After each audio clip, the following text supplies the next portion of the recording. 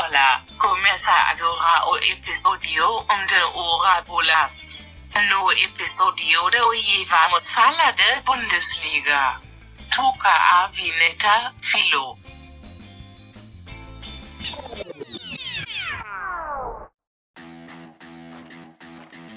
Danca Maria! Começa agora o primeiro episódio de Ora Bolas, a história do mundo levada na esportiva.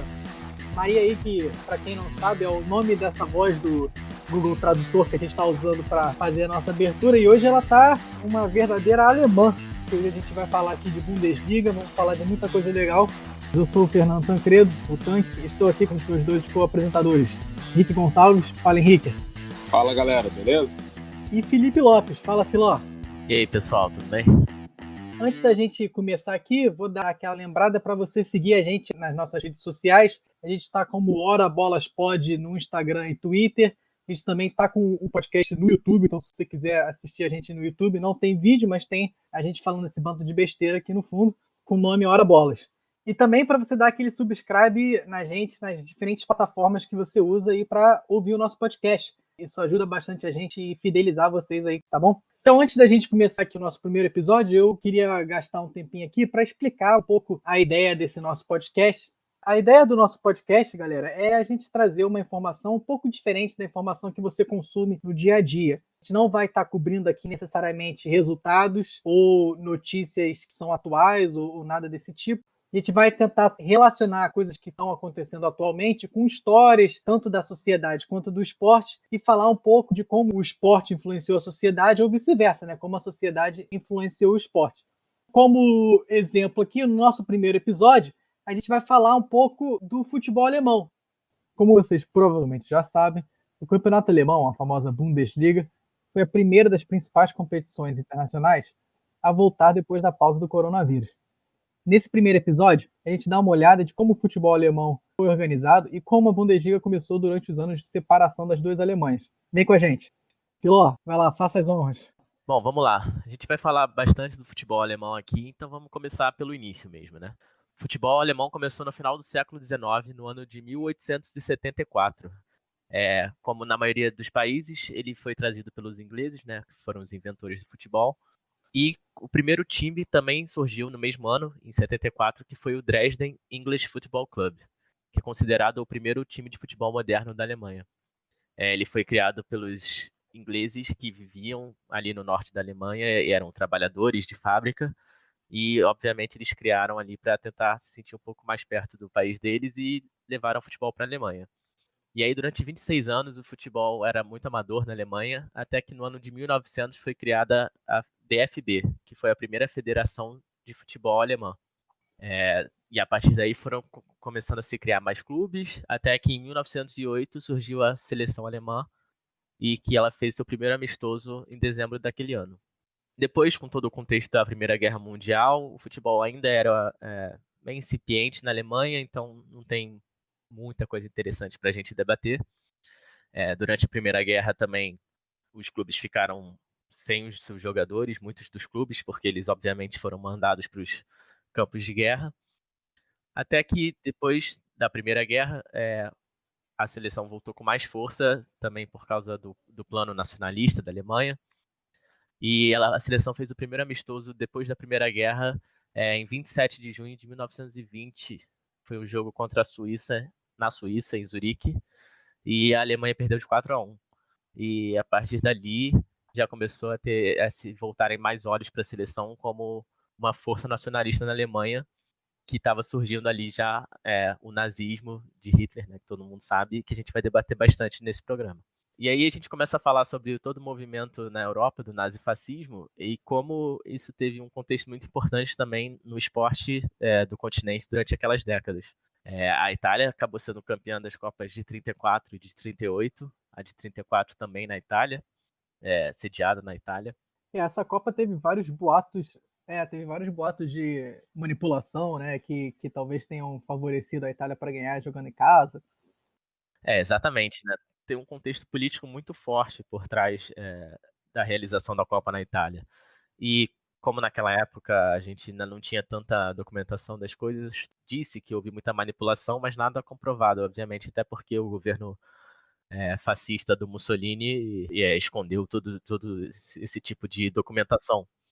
Mas na Copa da Itália de 34 especificamente, tinha esse movimento de manipulação mais forte por ter sido realizada lá na Itália. E, por exemplo, naquela época não tinha tantos árbitros de futebol profissionais. Então, o mesmo árbitro, que era um árbitro sueco, acabou apitando a semifinal e a final. E a Itália venceu os 2 jogos, né, se sagrou campeã. E dizem que o Mussolini entrou no vestiário e fez né? Teve toda uma conversa com o juiz, não sabe se ameaçou, se ofereceu dinheiro. Não sei, aí vocês que Acho que me ele dizem. deve ter ido ali só bater um papo legal mesmo, perguntar como é que tava a família e tal. Saber qual era a experiência de apitar uma Copa do Mundo, Esse tipo essas de coisa, coisas. assim. E a Itália foi campeã na prorrogação. Então, assim, um jogo fácil, garantido para a Itália. Exatamente, a Itália foi campeã, vencendo por 2-1 a Tchecoslováquia. E é interessante notar também que tem muito árbitro italiano na Copa. Não é nenhum árbitro italiano apitou jogos da Itália. Aí também já é um pouco demais, né? Lógico, mas você tá apitando o jogo de todos os possíveis futuros adversários da Itália, né? O Mussolini Ainda tentava dá para disfarçar, influenciar. ele tentava disfarçar o mínimo, entendeu? Ele deixava o árbitro sueco apitar o jogo da Itália. Isso. Então a Itália se sagrou campeã e a Alemanha, já nazista, acabou em terceiro lugar, curiosamente derrotando no jogo de terceiro lugar a Áustria, que é o país onde nasceu o Hitler. Né? E esse contexto também, ele continua até a Copa de 38 e ele passa também pelas Olimpíadas de Berlim em 36, que tem todas aquelas histórias que muita gente já conhece, né? Do Hitler presenciando jogos e toda aquela situação dos atletas negros e atletas estrangeiros. Mas como nosso foco aqui, a gente está falando mais sobre o futebol alemão, a gente vai falar já da Copa de 38 na França, que a Itália também se sagrou campeã, mas em termos políticos, a Alemanha acabou sobressaindo mais. Uma história interessante é que a Áustria, ela ia participar da Copa de 38 como uma nação soberana, mas poucos meses antes da Copa ela acabou sendo anexada à Alemanha nazista. Então a seleção da Áustria foi desfeita. Até tanto a Suécia, que era o país que ia enfrentar a Áustria na primeira fase, acabou se classificando por WO, porque a seleção não jogou. E os jogadores austríacos, parte deles acabou indo jogar na seleção da Alemanha. Alguns aceitaram, talvez por medo, né? Muitos por medo, eu imagino. E alguns jogadores austríacos não aceitaram e acabaram sendo perseguidos pela Gestapo, que era a polícia nazista alemã. E nessa Copa também o time alemão acabou usando uma águia na camisa e a suástica estampada no uniforme. A bandeira que a Alemanha usou nessa Copa, inclusive, é a bandeira nazista já, com a suástica. Exatamente. E a Itália acabou se sagrando campeã. Vale notar que a Alemanha, aí, a única Copa oficial que competiu como Alemanha nazista, era um mata-mata a Copa, né? Um mata-mata de 16 times e perdeu logo para a Suíça na abertura. Exatamente. Ao mesmo tempo que a Alemanha nazista era, né, obviamente, dava muita importância ao patriotismo, a ser forte nas competições internacionais, o futebol alemão não era exatamente muito forte naquela época. É verdade. Né, que viria a se tornar mais forte depois. E isso tem a ver também com o Hitler talvez não ligar tanto para o futebol, que a gente vai falar sobre isso daqui a pouquinho. Mas só para fechar o assunto aqui da Copa de 38, a Itália acabou sendo campeã, vencendo a Hungria por 4-2. E tem uma história interessante também, que são dos telegramas mortais, que disse que o Mussolini, antes da final, mandava cartinhas para os jogadores com mimos, que no caso eram ameaças, que eles chamam de vencer ou morrer, que era até um dos lemas do partido fascista italiano, vencer ou morrer, vincere ou morire. Ó. Bom, então voltando para falar da Alemanha, tem uma história interessante aqui do que eu já citei um pouco sobre o Hitler não ligar muito para o futebol, que é o mito do Schalke 04. Que em muitas discussões sobre quando a pessoa começa a relacionar nazismo com futebol, as pessoas acabam dizendo que o time do Hitler era o Schalke. Mas não tem nada, nem historicamente ou nenhum outro motivo que faça essa ligação existir. Na verdade, o principal motivo para essa teoria é que o Schalke, que é um time até hoje muito grande na Alemanha, mas ele tem só 7 títulos nacionais, sendo que 6 desses títulos são na época do nazismo, que são nos anos de 34, 35, 39, 40 e 42. E o outro título do Schalke é em 58. Então também é um time que há muito tempo aí não consegue ser campeão alemão. Tá na fila, né? Tá na fila. É considerado um time grande, né? Mas, sei lá, também não faz nada internacionalmente nem nacionalmente há muitos anos. E é um dos maiores rivais do Borussia Dortmund. O Schalke acabou sendo mais usado pelos nazistas como um exemplo do que ser de fato o time do Hitler, né? Foi quase que um fator do acaso, né? A propaganda, Propaganda, exatamente. né? Exatamente, ó. Henrique pesquisou bem aí. Que é falar justamente isso. Porque o próprio Schalke, o clube oficialmente, ele já se explicou várias vezes. Se explicou não, mas já tentou passar limpo essa história várias vezes, como oficialmente como clube, porque eles explicam que não era o Hitler que torcia pro Schalke e por isso o Schalke se favoreceu. Como o Schalke era um time muito forte, o partido nazista acabou usando o Schalke como exemplo de força, de vitória, de toda aquela política que eles queriam impor. O próprio Hitler parece que não gostava muito de futebol, mesmo quando a seleção da Alemanha jogava, ele não comparecia aos jogos. Ele também, como a gente já falei aqui, ele nasceu na Áustria, então ele cresceu em Viena, depois ele se mudou para Munique. Então ele não tinha muita relação com o Schalke em si, que fica em outra região da Alemanha. E uma das poucas ligações que ele tinha com o futebol era que ele usava o estádio do Nuremberg para fazer seus discursos do partido nazista. Mas ele não frequentava os jogos do Nuremberg também. O próprio estádio do Nuremberg teve o nome do Hitler durante alguns anos, mas obviamente depois da Segunda Guerra esse nome foi retirado. Olha, essa aí eu não sabia não, mas igual o Mussolini colocou também na Itália o nome de os jogos de 34 foram no estádio Benito Mussolini, né? Era o estádio principal da Copa. Então essa história do Schalke ser o time do Hitler é meio que um mito, né? Mas o que tem de legal também é que na Segunda Guerra tinha alguns clubes que acabaram se favorecendo, porque obviamente muitos jogadores acabavam indo para a guerra, eram chamados à guerra, e o partido nazista, por algum motivo que a gente não sabe, acabou favorecendo alguns clubes, porque eles botavam os jogadores desses clubes na retaguarda dos batalhões, enquanto jogadores de outros clubes iam para a linha de frente com, obviamente, muito mais risco de morrer. E depois da guerra, alguns clubes acabaram se dando mal por isso. E os clubes que foram favorecidos foram o Werder Bremen, Stuttgart, o próprio Schalke e o Munique 1860. Interessante. E é interessante que o Munique 1860, na época, ele era tão grande, se não mais, do que o Bayern de Munique. Difícil de se imaginar hoje em dia. Para finalizar essa história do Schalke, como eu disse, o próprio clube já se defendeu algumas vezes oficialmente. E aí em 2008 teve um episódio interessante que um jornal inglês estava falando sobre torcedores famosos da história e acabou citando o Hitler na sua matéria como um torcedor do Schalke. E aí o próprio clube mandou uma carta oficial se explicando. Então, se explicando não, se defendendo. Então eu vou ler um trechinho aqui. Na verdade, descobrimos que Hitler deve ter sido um torcedor de sofá, porque ele nunca foi a nenhum dos nossos jogos. Mesmo se fosse uma final de campeonato ao lado de sua porta, no Estádio Olímpico de Berlim, ele não comparecia. Talvez ele estivesse muito ocupado com suas políticas genocidas. Ou talvez ele só não fosse um torcedor de futebol. É. Escancarou a mentira, a falácia, jogou na cara. Jogou na cara, né? Exatamente. É aquela coisa, né? As pessoas repetem sem nem pesquisar. Que é a própria frase famosa lá que se fala sobre o nazismo, que é uma mentira contada repetidas vezes, torna-se verdade. É o que aconteceu aqui nesse caso do Schalke. E aí, durante a Segunda Guerra, a gente não teve Copa, né? Como todo mundo sabe, 42 e 46. Só foi voltar a ter Copa de 50 aqui no Brasil.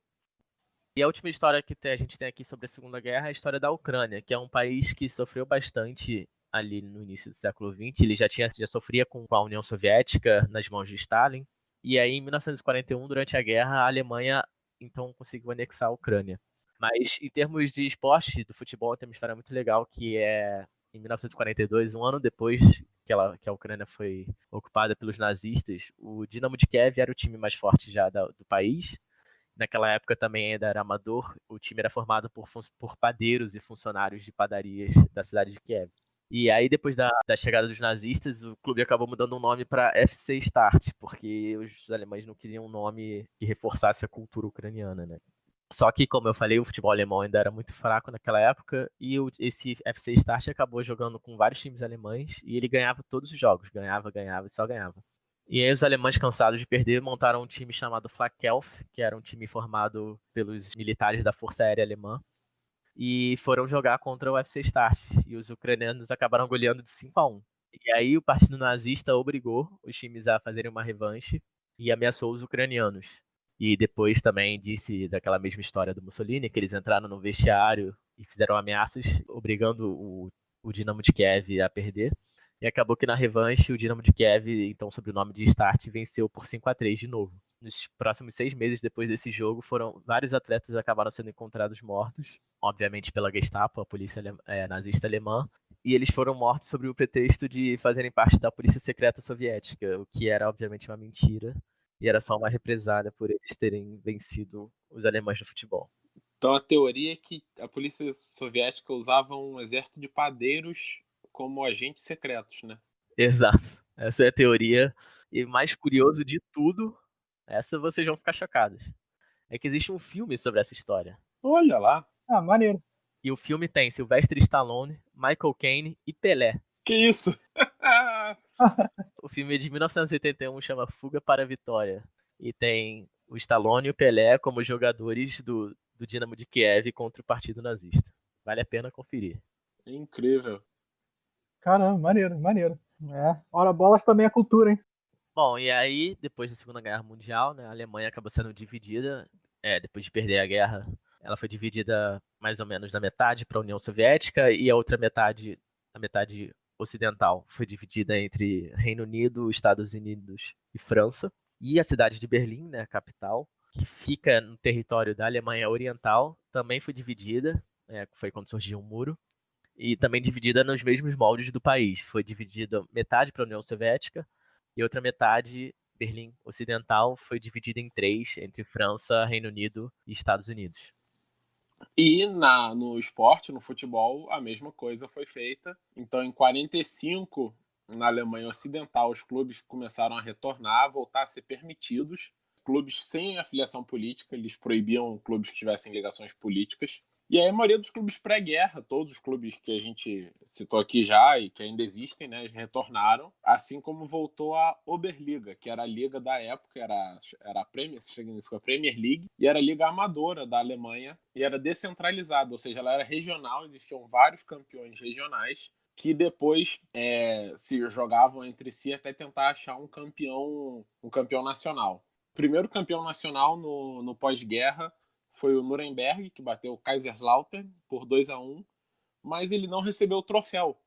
O troféu Vitória, que era o troféu que desde 1903, quando foi criado, o campeonato era dado para o vencedor, ele se perdeu no caos que se sucedeu no fim da guerra, o troféu sumiu, então o primeiro campeão pós-guerra não teve troféu.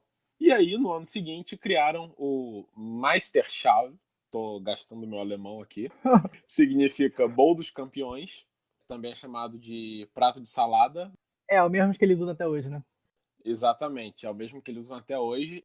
Mas aí, voltando ao período pós-guerra, a Alemanha Oriental só voltaria a ter campeonato em 49, e aí já foi criada a DDR Oberliga, que foi uma liga profissional de futebol, foi a liga profissional de futebol da Alemanha Oriental. Enquanto, no mesmo ano, 49, a Alemanha Ocidental decidiu semi-profissionalizar o futebol. O que eles fizeram foi condensar essas ligas locais todas em 5 ligas regionais, semi-profissionais, a Liga Norte, Oeste, Sudoeste, Sul e Berlim. Até porque Berlim estava lá clausurada no meio da Alemanha Oriental, não era muito fácil essa viagem, né? Inclusive o técnico nacional, que era o técnico desde antes do pós-guerra, em 34, 38, o Sepp Herberger, ele era o principal apoiador da profissionalização do futebol alemão. Mas o governo e dirigentes, a Federação Alemã eram contra isso, então por isso deixaram semi-profissional. Os jogadores só podiam ganhar no máximo 120 marcos por mês, e assim continuou. Os 2 primeiros de cada uma dessas 5 ligas iria para um grupo final, onde um mata-mata decidia o campeão. E Por ironia do destino, o Sepp Herberger, o técnico que tanto apoiava a profissionalização, levou um time amador, semi-profissional, ao primeiro título da Copa do Mundo da Alemanha, em 54. Em 54, a Alemanha venceu a Hungria na final por 3-2, no jogo que é conhecido como Milagre de Berna. A Hungria era a grande favorita da época, a grande potência no início do pós-guerra. Tinha o Puskás, né? O Puskás, exatamente, E a Alemanha chegou na final, era azarão, o grande azarão, e a Hungria abriu 2-0 em 8 minutos. Aos 18 minutos, a Alemanha já tinha empatado o jogo em 2-2. E aí, aos 39 do segundo tempo, o Helmut Hahn fez o gol da vitória, atacante alemão, e concretizou aí o milagre de Berna. Por que eu falei ironia do destino? Porque com o título da Alemanha semi-profissional, ficou mais forte ainda o sentimento de que eles não precisavam se profissionalizar. E com isso, o técnico acabou jogando contra o seu próprio objetivo maior que ele tinha de profissionalizar o futebol alemão. E a Alemanha, com isso, é o único time até hoje a ser campeão mundial sem ser profissional. E provavelmente vai ser assim até o fim da vida. Mas a pressão por profissionalizar continuou e em 1962, 2 Copas do Mundo depois, veio uma decepção da seleção alemã. A seleção alemã em 62 já tinha caído muito em relação a 54. Em 58 eles foram 4º lugares, quando o Brasil foi campeão pela primeira vez, na Suécia. Em 62 eles acabaram caindo nas quartas de final para a Iugoslávia, por 1-0. E isso é considerado uma grande decepção para o futebol alemão, um grande fracasso. Isso foi a gota d'água para levar à profissionalização do futebol alemão. 1 mês e meio depois dessa derrota, foi aprovada a criação da Bundesliga por grande maioria. E aí, com a criação da Bundesliga, a grande questão era como fazer para unificar 5 ligas em uma. Então, criaram um processo de seleção mesmo, como se fosse um recrutamento, né, de vagas para uma empresa. 44 times das 5 Oberligas, das 5 ligas regionais, aplicaram para 16 vagas. E, ao longo de muito debate e disputa, desenvolveram uma fórmula para escolher esses 16 times. Os 5 campeões do último ano das Oberligas estavam garantidos, e para as outras 11 vagas, fizeram uma pontuação levando em conta a classificação em cada um dos últimos 10 anos. E quanto mais recente, mais valia. Algumas curiosidades são que o 1860 Munique acabou se classificando e o Bayern de Munique não, porque o 1860 Munique foi o campeão de 1963 da sua Oberliga. O Bayern ficou em terceiro. E com isso, nesse último ano, o Bayern acabou ficando de fora dessa classificação e começando então na 2ª divisão. Um dos critérios que eles tinham, né, é que não podia ter 2 times da mesma cidade. Então, a partir do momento que um time daquela cidade fosse selecionado, não poderia ter um segundo time daquela mesma cidade. Então, o 1860 tinha ganho a Oberliga do ano, se classificou, então automaticamente o Bayern não podia mais participar da Bundesliga. E aí acabou ficando tecnicamente na 2ª divisão, mas seria na sua própria liga regional ali. É exatamente isso. As ligas regionais viraram a 2ª divisão. O que sobrou de cada uma delas, com algumas entradas, viraram como se fossem 5 segundas divisões. Mas foi exatamente isso. Com essa regra que o Fernando muito bem lembrou, o 1860 Munique tirou do Bayern a vaga de Munique. E com isso, os primeiros times, né, os 16 integrantes da Bundesliga foram o Hamburgo, o Werder Bremen, o Eintracht Braunschweig, o Colônia, o Borussia Dortmund, o Schalke, o Preußen Münster, o Meidenrichter, Hertha Berlim, Nuremberg, Frankfurt, Karlsruhe, Stuttgart, 1860 Munique, Kaiserslautern e Saarbrücken, que vinham das 5 regiões aí. O Hertha Berlim era o único time de Berlim, exatamente pela regra de que só podia ter um de cada cidade. O primeiro campeão foi o Colônia, o artilheiro foi o Uwe Seeler, do Hamburgo, que era o artilheiro da seleção também. E a grande surpresa é que o Bayern de Munique também não subiu nesse primeiro ano. Tá quase como atualmente, né? Exatamente, pois a história se repete, é o que você vê hoje em dia com o Bayern sempre sofrendo. Mas isso mostra também como mudou bastante, né, o futebol alemão, assim como eu falei do Schalke, que era forte antes. O Bayern só veio a subir depois de 3 temporadas, né, de Bundesliga. O Bayern subiu na temporada 65-66 e jogou a primeira vez na primeira divisão, entre aspas, na temporada 67-68. E aí os primeiros 5 anos aí de Bundesliga foram bem disputados. Assim, a gente teve diferentes campeões. O Colônia ganhou o primeiro ano, depois o Werder Bremen, depois o 1860 Munique, o Eintracht Braunschweig, e o Nuremberg ganhou em 67-68, que era um dos maiores times daquela época.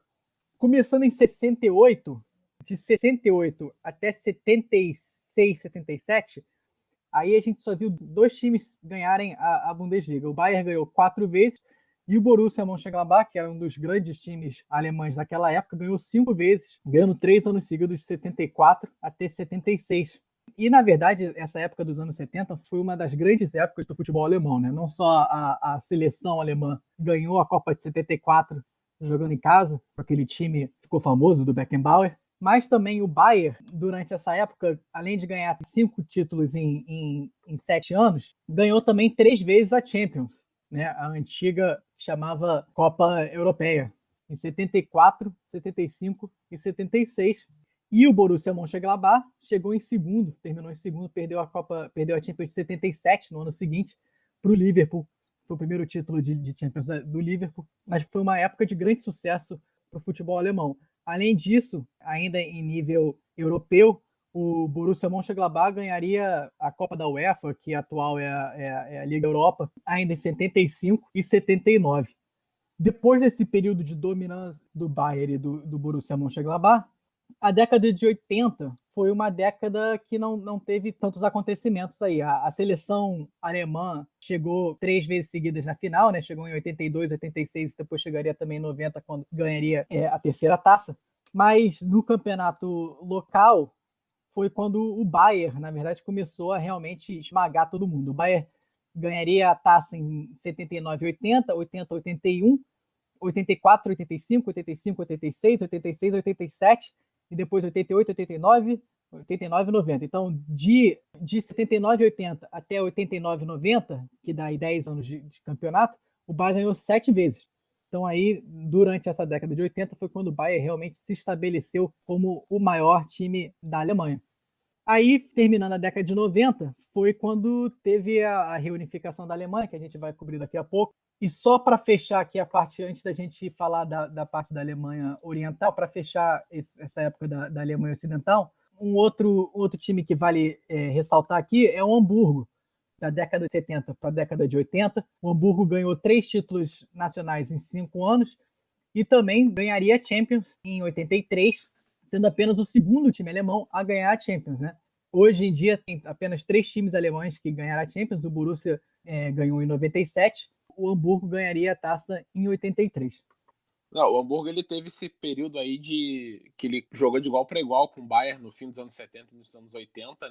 Foi tricampeão alemão em 5 anos. Ou seja, foi um período que ele conseguiu bater de igual para igual com o Bayern.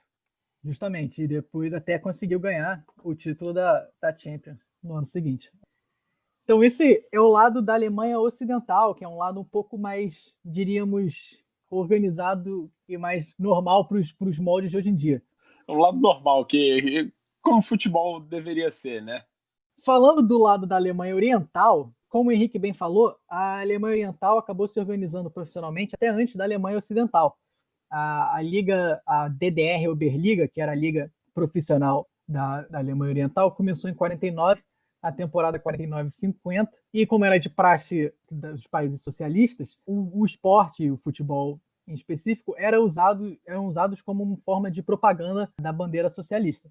Apesar disso, nos primeiros 15 a 20 anos, eu diria, o campeonato correu até onde eu consegui descobrir de forma normal, assim, sem grandes interferências do governo. Aquela política dos dínamos, que é até algo que a gente talvez possa trazer em algum episódio futuro aí, que são esses times que são criados pelo governo, pelas polícias secretas para desenvolver o esporte em alto nível, também foi aplicado na Alemanha Oriental, e aí surgiu, por exemplo, o Dynamo Dresden, que é um time que existe até hoje, entre outros dínamos que surgiram na época. Só para falar rapidinho do Dínamo, Dínamo significa poder em grego, e por isso os times desses movimentos ultranacionalistas, sejam soviéticos, do lado leste da Europa, né, para dar ideia de força, de poder dos times do governo. Essa política do Dinamo é uma política muito interessante. Acho que vale até talvez a gente fazer um episódio nisso mais tarde. Com certeza. Mas é uma política que foi aplicada em diferentes países, antigos países socialistas, né? Até o Dinamo de Kiev talvez o mais famoso hoje em dia, mas existe o Dinamo Moscou, o Dinamo Minsk, outros times que continuam com o nome Dinamo até hoje por causa dessa política do Dinamo que era comum nos países socialistas. Desculpa, outra interrupção, falando em países socialistas, tem o Houston Dynamo na Major League Soccer. Que já não tem nada a ver, né? Exatamente. Ué, socialista, pô. Que isso? É o grande expoente do socialismo hoje em dia. República, Estados Unidos Soviéticos. Outro time desses Dynamos que foi criado na época foi o Dynamo Berlim, que eu vou falar bastante sobre ele ainda daqui a pouquinho. Mas no começo ele era um time que o governo queria que desse certo, mas que no começo não deu muito certo. Os jogadores assim, não teve muito sucesso inicial. A Liga, os primeiros 10 ou 20 anos aí da Liga foram sem grandes interferências do Estado, até que mais ou menos na metade da década de 60, em 1965, 1966, o governo resolveu criar uma série de 10 times que eles chamavam de clubes de futebol. Tem um termo aqui em alemão que eu não vou nem tentar falar, mas eram 10 times que o governo decidiu que iam ser os times que o governo ia injetar dinheiro e fazer com que fossem bem-sucedidos.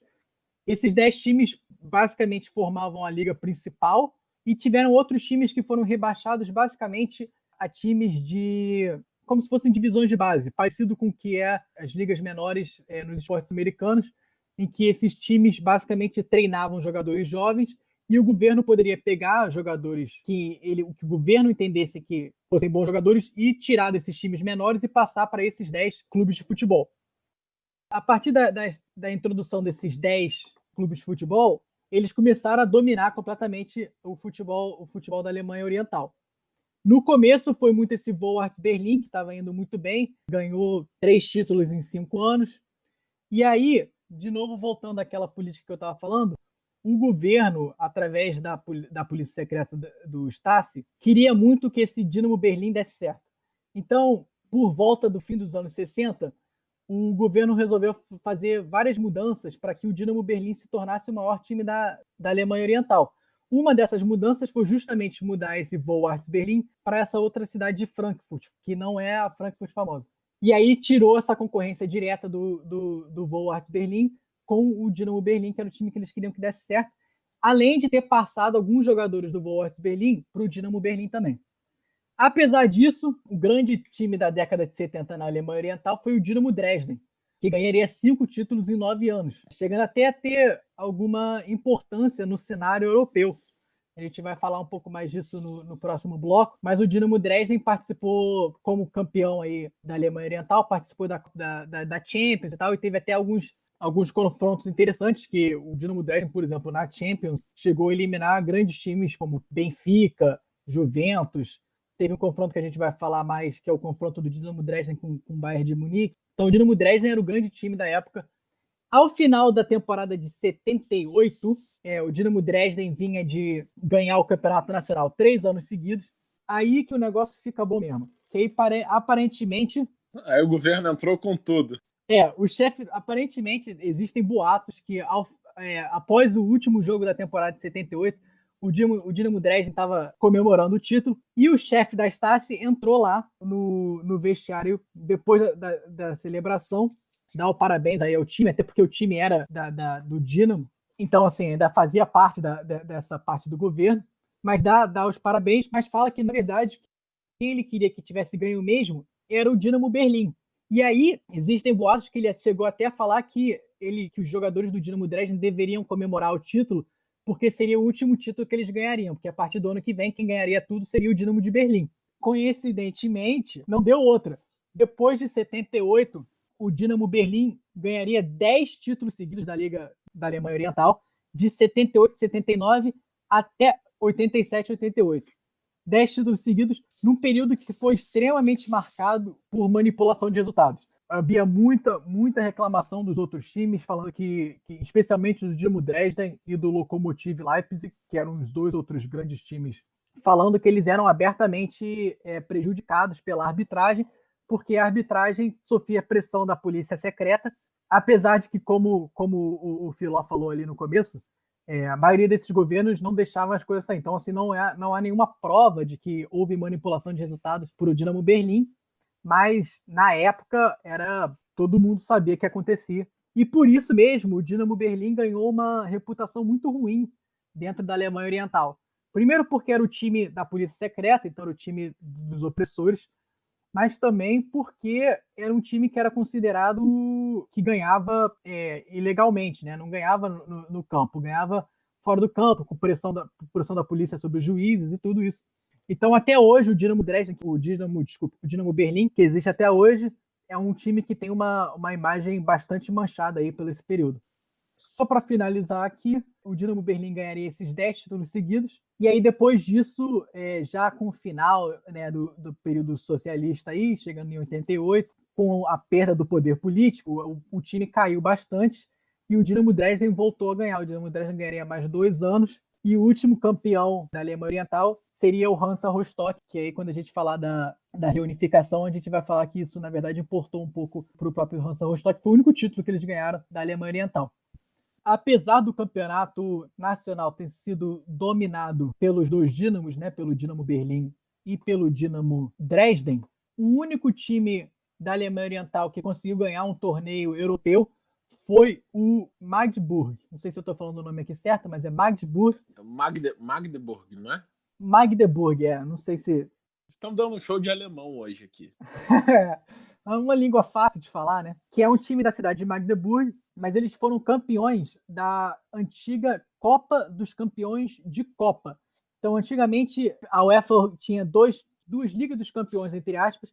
Tinha a Copa dos Campeões, que era campeões de cada federação, cada campeonato nacional iam para a Copa dos Campeões, e tinha a Copa dos Campeões de Copa. Foi um nome bem criativo que eles encontraram. Copa dos Campeões de Copa. Isso aí é Copaception. Copaception. Então era quem ganhava a Copa de cada federação. Então, quem ganhasse a Copa da Alemanha, ia. Quem ganhasse a Copa da Alemanha Oriental, ia. Quem ganhasse a Copa da Inglaterra, etc. Né? E aí, em 73, 74, o Magdeburg ganhou a Copa dos Campeões de Copa, vencendo o Milan na final por 3-1. Então não foi assim também um título qualquer, não. Foi um título de importância. E pegando aí, já que como o Fernando comentou da importância do título do Hansa Rostock, essa importância é porque quando teve a reunificação em 91, ficou decidido que na unificação dos campeonatos, os 2 primeiros colocados da Oberliga, né, o campeonato da Alemanha Oriental de 91, ganhariam promoção imediata ou entrariam direto na Bundesliga, que de 18 passaria para 20 times. E é interessante porque o Hansa Rostock ele não era relevante há décadas.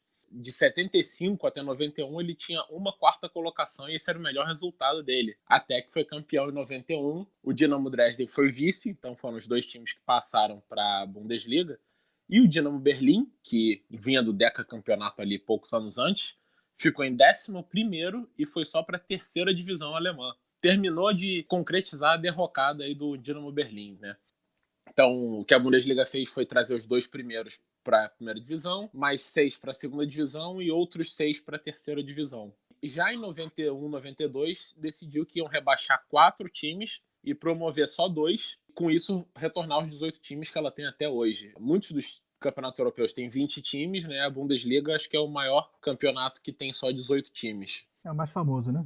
E aí, o troféu Vitória, que eu comentei que tinha sido sumido no caos do pós-guerra, misteriosamente reapareceu na reunificação. Você veja só. A gente conhece também o troféu que some, né?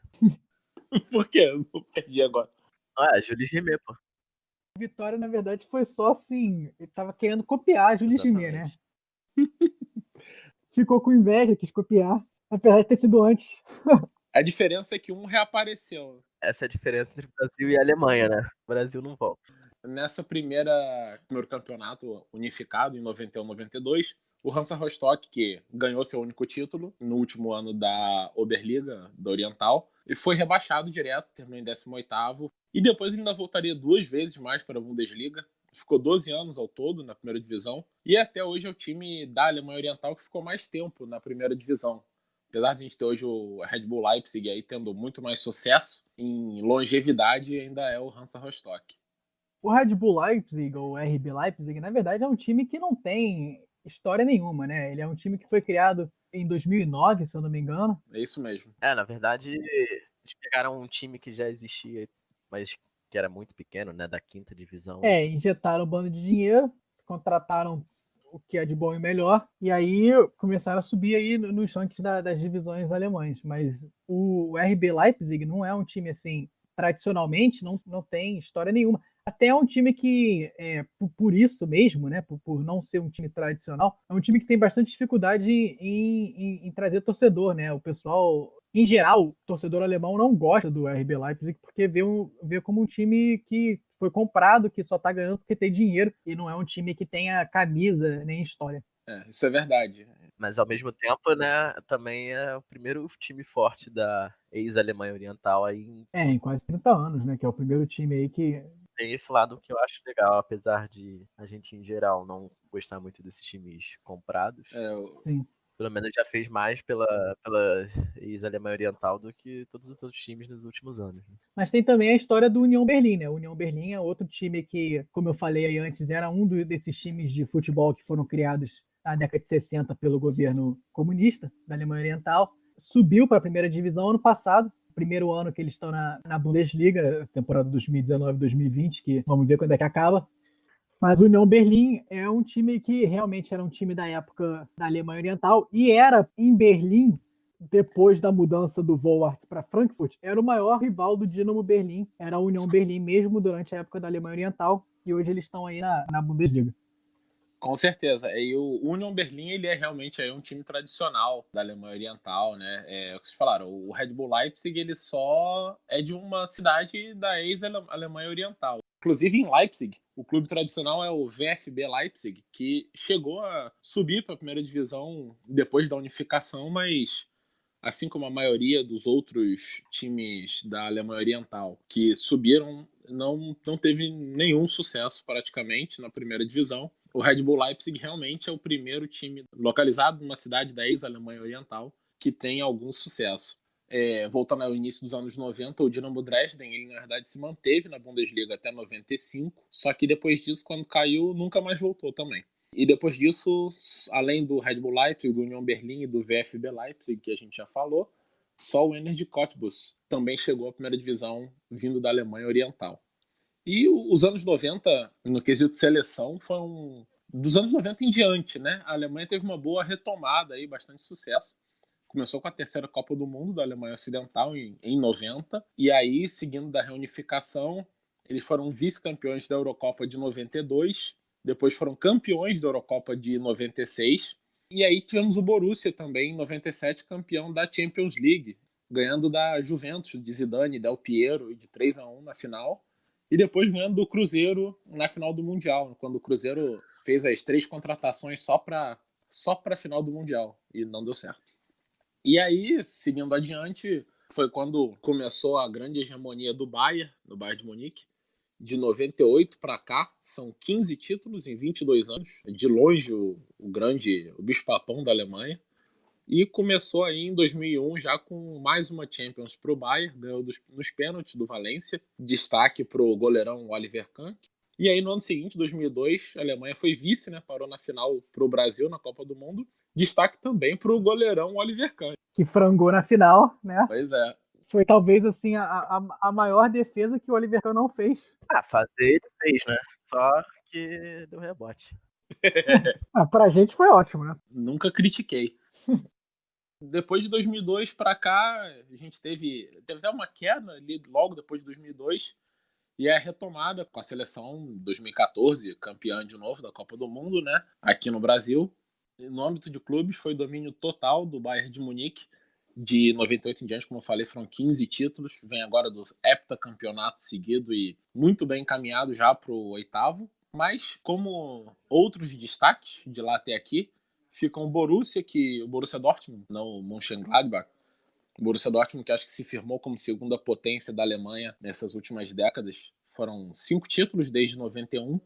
Também, só acho que vale mencionar o Kaiserslautern, que foi campeão em 98, e ele foi o primeiro time na história, e até agora o único na Alemanha, a subir para a primeira divisão e ser campeão já no primeiro ano deles na primeira divisão, que é raríssimo em qualquer lugar do mundo, né? O RB Leipzig quase fez isso, né? Quando eles subiram, acho que foi 2, 3 anos atrás, eles terminaram em segundo, né? É verdade, foram vice-campeões pro Bayern, é verdade, quase que repete. Isso nos leva direto para o nosso próximo segmento.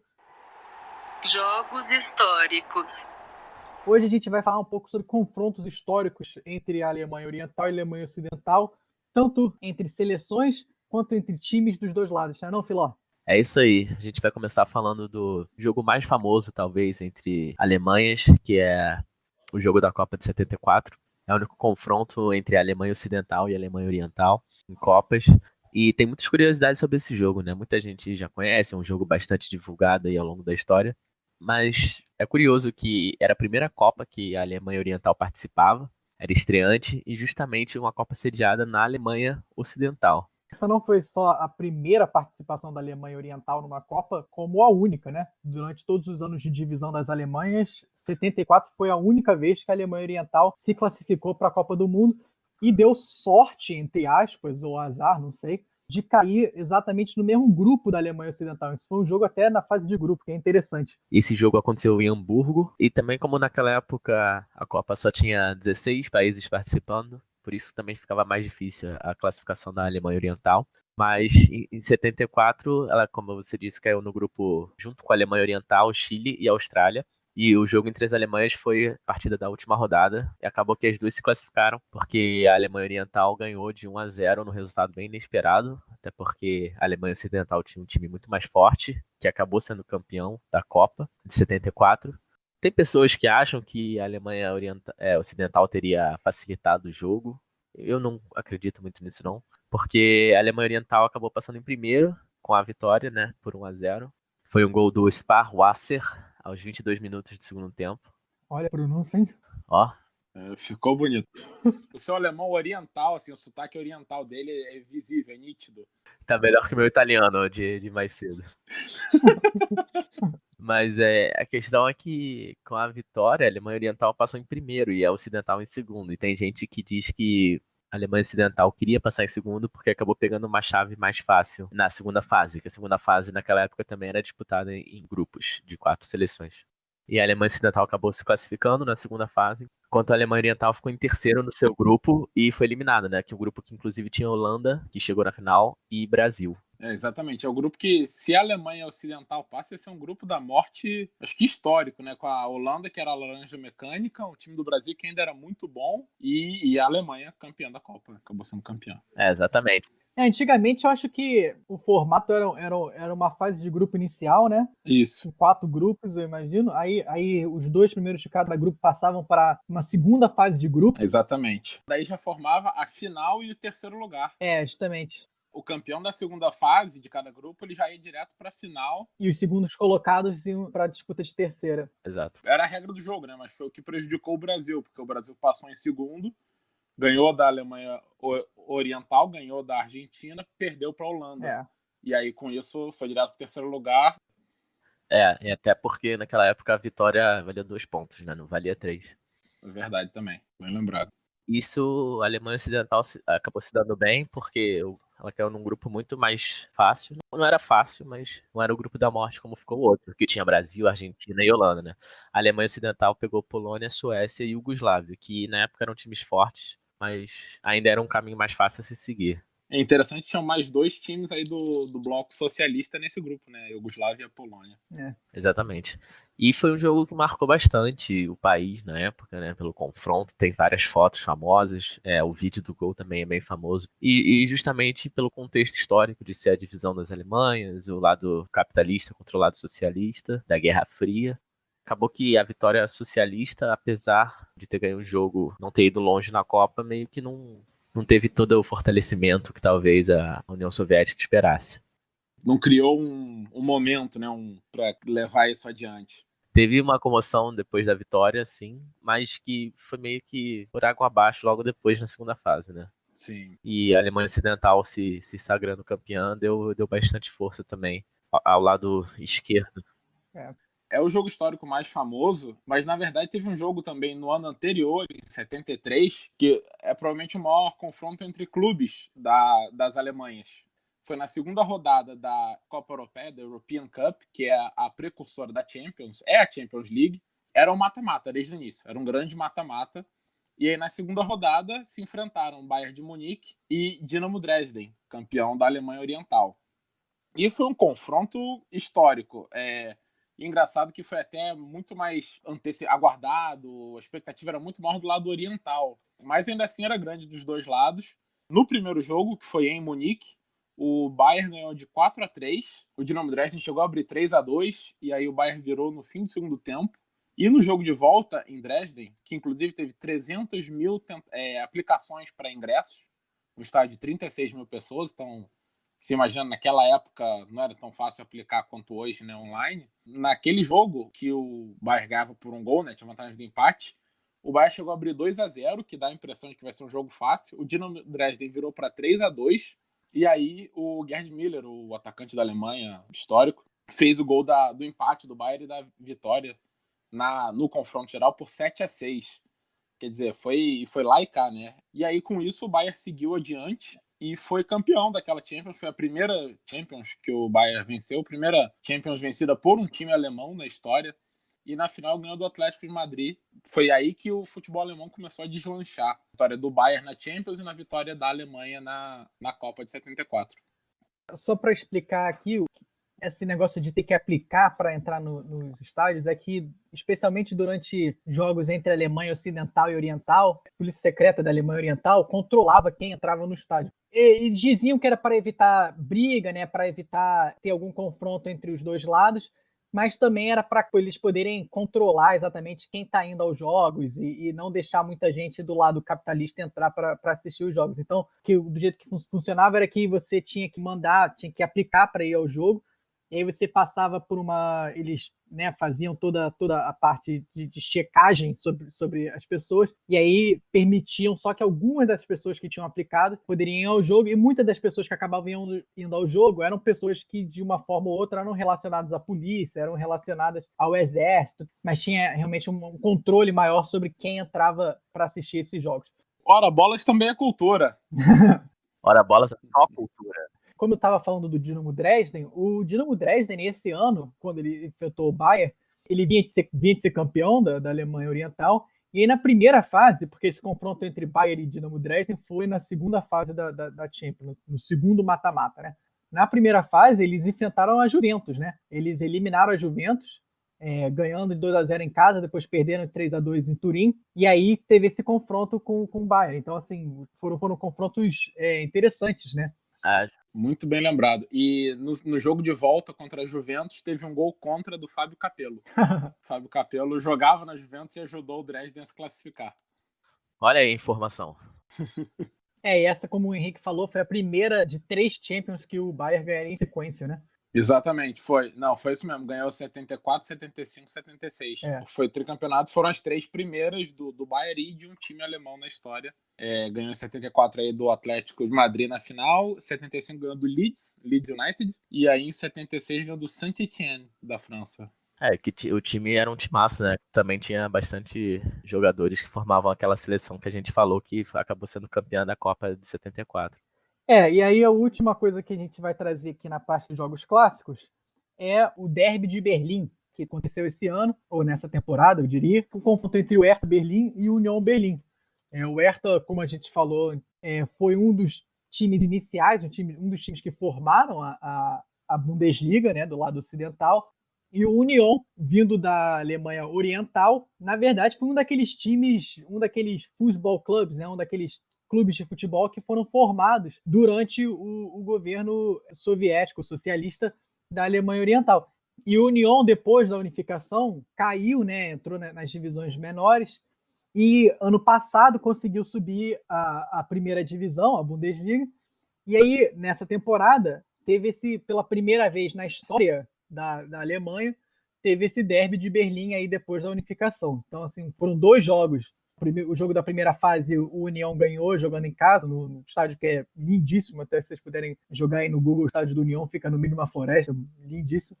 ganhou por 1-0 e na segunda rodada, depois da volta do coronavírus aí, o Hertha acabou devolvendo, ganhando de 4-0 do Union no Estádio Olímpico de Berlim, completamente vazio. Também é outra cena aí que, se vocês puderem jogar no Google, é muito interessante. Nos primeiros, eu diria, derbys de Berlim depois da unificação da Alemanha. E o Union Berlin tá até fazendo uma campanha respeitável na Bundesliga. Esses jogos sem torcedor é sempre um pouco diferente, né? Acaba que fica uma atmosfera diferente, é diferente para os jogadores. Então, especialmente para um time que nem o Union, que é um time menor, que depende muito da torcida, né? Com certeza. Então, assim, isso acho que acaba afetando eles mais do que afeta outros times. Passamos para o nosso próximo segmento, que é o Discussões Impossíveis. Discussões impossíveis. E é um segmento que a gente acaba dando tiro no pé, né? Porque a gente vai fazer aquela discussão que não tem como ninguém ganhar, não tem como chegar a lugar nenhum, mas é legal pro ouvinte, pra gente também, que a gente gosta de ficar discutindo coisa que não serve pra nada. Eu adoro perder meu tempo. A nossa primeira discussão, já no tópico aí desse primeiro episódio, é como seria o futebol alemão hoje em dia se as Alemanhas ainda fossem separadas, Filó? E não só isso, né? Primeiro que se as Alemanhas fossem separadas já seria muito diferente. Mas também aí mais pra frente a gente pode estender um pouco essa discussão também aos jogadores que são de outras origens ali da Alemanha. Tem muitos jogadores de origem turca, jogadores de origem polonesa, jogadores naturalizados. Então, tem essas duas questões aí que a gente vai começar a discutir agora. O que você acha, Henrique? Exatamente. No início da unificação ficou muito marcado Era quase que meio a meio a seleção entre os jogadores da Alemanha Ocidental e da Alemanha Oriental. Nascidos na Alemanha Oriental. E agora, atualmente, na verdade, só o Toni Kroos é o único jogador que nasceu na parte oriental da Alemanha. Titular, né? Ou em geral? Titular. Em geral, não sei, porque varia muito também, né? Os reservas variam de seleção para seleção. Verdade. Mas agora a gente vê muitos descendentes de imigrantes, ou imigrantes até, mas descendentes como Ozil, Gundogan, Khedira, que tem mãe ou pai estrangeiros, podiam até ter escolhido jogar por outra seleção, né? Mas jogam pela Alemanha. Essa é uma discussão que, depois que a França ganhou a Copa do Mundo, essa última Copa do Mundo em 2018, veio à tona mesmo, né? Essa discussão dos imigrantes. A França, por exemplo, tinha muitos jogadores de origem africana, né? Mais da metade do time, né? E na Alemanha tem essa questão também, que tem muita gente de origem ali do leste europeu.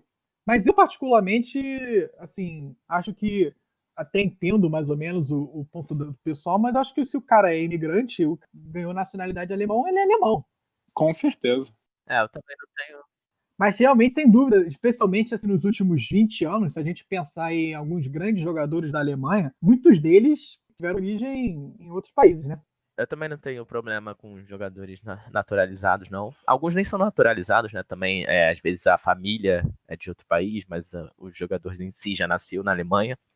As seleções europeias, praticamente todas, têm vários jogadores naturalizados. Se você for ver a Suíça, por exemplo, é um time que praticamente não tem nenhum suíço, porque é um país que abriga bastante refugiados. Então, eu acho que a questão dos jogadores de outras origens é menos importante aqui. O que a gente pode falar da divisão das Alemanhas é que, hoje em dia, como o Henrique falou, tem só o Toni Kroos, basicamente no time titular da Alemanha Oriental, mas essa questão é um pouco sazonal, assim. Se a gente for ver, em 2002, tinha muitos jogadores da Alemanha Oriental e o Henrique sabe até dizer quantos eram. Exatamente. Em 2002, se você incluir o Ballack, que foi suspenso na semifinal, então não jogou a final, mas incluindo o Ballack, eram 4 titulares da Alemanha Oriental, entre os 11, mas além disso, você ainda tinha o ataque, que era o Klose e o Oliver Neuville, que é um polonês e um suíço. Então, na verdade, eram 6 ou da Alemanha Oriental ou estrangeiros, dos 11, né? Era mais da metade. E atualmente é que realmente caiu muito e a participação daquela parte oriental da Alemanha na seleção. E muito isso é explicado porque durante o período de separação existia todo o incentivo do governo, como o Fernando falou, dos clubes. Então vinha a formação de jogadores juntos. E atualmente a parte oriental, a ex-Alemanha Oriental, ela sofre muito economicamente, ela ficou para trás. Então caiu muito a participação deles e a capacidade, né, daquela parte da Alemanha de se desenvolver. Tanto que o próprio Toni Kroos, ele, na verdade, o pai dele levou ele para a academia do Bayern de Munique quando ele era criança, porque ele sabia que era o jeito do filho crescer. E 2002 ainda pegou um pouco do resquício ali, né, desse investimento, até mais ou menos 10 anos antes ali ainda tinha, né, a Alemanha Oriental. Por isso que tinha mais jogadores. Hoje em dia realmente ficou um pouco para trás, mas a esperança para o futuro aí agora é o RB Leipzig, né, que traz sempre jogadores jovens, não são só da Alemanha, mas tem alguns jogadores da Alemanha Oriental. Exatamente. E agora é uma força no futebol alemão, pode ser uma esperança para a Alemanha Oriental levar mais jogadores para a seleção. Mas então vamos passar para a parte especulativa aqui, galera. Se existisse a Alemanha Oriental, existisse a Alemanha Ocidental, vocês acham que a Alemanha ainda ganharia a Copa de 2002? A Alemanha ainda teria esse sucesso em 2014, né? Desculpa, chegaria à final de 2002 e ganharia 2014? E a Alemanha não ganhou a Copa de 2002, não. Não sei se você lembra, mas teve um time aí, tal de Brasil. Eu ia falar que a minha aposta é que se ainda fosse separado, a final seria Brasil e Estados Unidos. Nossa. Por quê? Porque a Alemanha ganhou dos Estados Unidos nas quartas de final e foi um jogo apertadíssimo, 1-0, gol do Ballack, que é da Alemanha Oriental. Não teria feito aquele gol. E depois na semifinal pegou a Coreia, né? Pegou a Coreia nas semifinais e ganhou 1-0, gol do Ballack. Mas você acha que a Coreia não ganharia dos Estados Unidos jogando em casa? Pode ser, até porque aquela seleção da Coreia tinha uns resultados bem suspeitos, né? Tinha uma arbitragem interessante a favor da Coreia. Pode ser que fosse Brasil e Coreia do Sul. A Coreia ganhou tanto nas oitavas da Itália como nas quartas da Espanha. Bem apertado e bem suspeito. Já imaginou a final da Copa Brasil e Coreia ser um pouco estranho? Acho que ainda bem que foi Brasil e Alemanha, uma final muito mais icônica. Eu já acho que, até olhando, assim, historicamente, o sucesso que a Alemanha Ocidental teve sozinha, entre aspas, né, durante a fase de separação, eu acho que a Alemanha Ocidental daria um jeito, sabe? Mas que não tivesse o Bala, que não tivesse esses caras, talvez não chegasse na final de 2002, ou talvez caísse na semifinal, algo assim. Sim, a Alemanha é um país que gera tanto jogador, né? Você vê que a Alemanha sempre chega, cara. Você olha as Copas, a Alemanha tá sempre chegando ali na semifinal. Então acho que por mais que talvez não tivesse o sucesso que teve, mas acho que ainda seria extremamente relevante e possivelmente ganharia ainda uma Copa nesses últimos 20 anos aí. Concordo. Inclusive, em 2014, a seleção era muito mais forte até que 2002. Era isso que você falou, sempre ia chegar, ia estar chegando do mesmo jeito. Mas, se você pensar que só o Toni Kroos era da Alemanha Oriental, ou seja, sem a unificação, seria um jogador a menos só, né? Provavelmente teria ganho mesmo assim. Se você botar no papel, como vocês falaram, talvez o ano que fizesse diferença fosse 2002. Se você pegar só quem nasceu aonde, tirar do time. Mas se ainda tivesse a divisão, com certeza a Alemanha Ocidental ia ter outros jogadores, talvez. Ia ter desenvolvido novos jogadores que acabaram não existindo porque já tinha gente ali na frente. Talvez ficasse a Alemanha Oriental que ficasse mais forte, né? Isso. Isso que eu queria puxar agora. Vocês acham que a Alemanha Oriental teria chance de sucesso? Ser do nível mais forte do futebol mundial, talvez não. Assim, não ser do nível da Alemanha Ocidental, Brasil e Espanha. E ali do segundo escalão nas Copas, surpreenderia uma Copa ou outra. Isso especulação, obviamente. É isso aí. Uma questão que talvez fosse contra isso é que, como seria essa Alemanha Oriental? Ainda existiria a União Soviética? Porque, assim, se a Alemanha Oriental existisse, mas a União Soviética não, aí talvez não tivesse tanto investimento, né, por parte do governo. Ou se ela virasse um país capitalista, como que isso funcionaria? Isso é um bom ponto, bom ponto. Aí já começa a entrar em várias conjecturas. Talvez a melhor comparação para o que poderia ter sido a Alemanha Oriental seja a Croácia, que se separou da Iugoslávia, era no bloco socialista do mundo, né? E desde lá até aqui teve alguns sucessos, mas assim, vem por ondas, né? Depende da geração. Teve a geração de 98, foi terceiro lugar, teve agora 2018.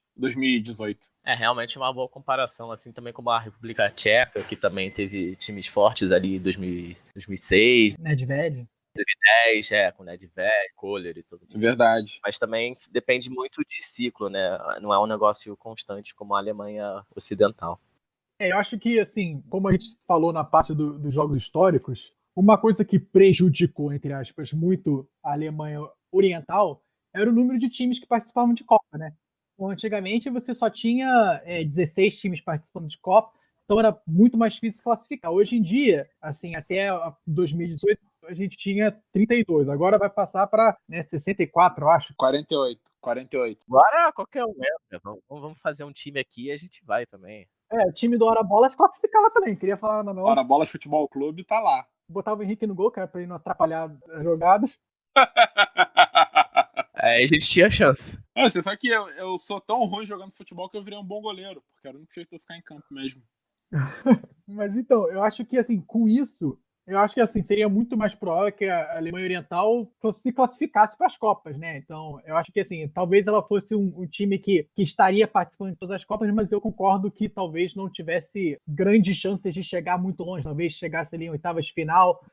Isso. Aquele time que tá sempre ali na repescagem das eliminatórias e depende daquele jogo pra ver se vai ou não vai, né? Isso.